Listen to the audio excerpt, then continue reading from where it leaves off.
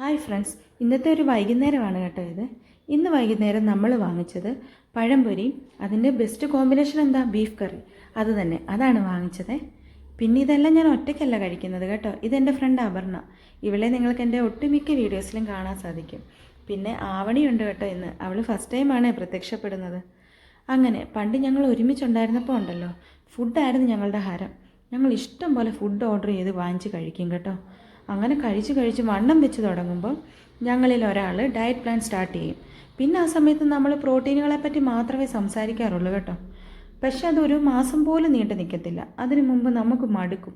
അങ്ങനെ നമ്മളിൽ ഒരാൾ വീണ്ടും ഫുഡ് ഓർഡർ ചെയ്യാൻ തുടങ്ങും. എന്നിട്ട് നമുക്കൊരു ദേശീയ ഡയലോഗ് ഉണ്ടെന്നേ, ഇഷ്ടമുള്ള ഭക്ഷണം കഴിച്ചിട്ടങ്ങ് മരിക്കുന്നെങ്കിൽ അങ്ങ് മരിക്കട്ടെന്ന്.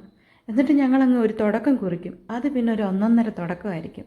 പിന്നെ കഴിപ്പോടെ കഴിപ്പ് ഇത് തന്നെ.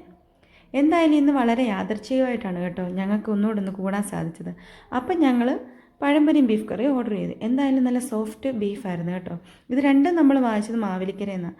പിന്നെ ഈ ഒരു കോമ്പിനേഷനുള്ളൊരു ഗുണമെന്ന് പറഞ്ഞാൽ നമുക്ക് അഫോർഡബിൾ റേറ്റിന് നമുക്ക് ഇഷ്ടം പോലെ വയറ് നിറച്ച് കഴിക്കാം.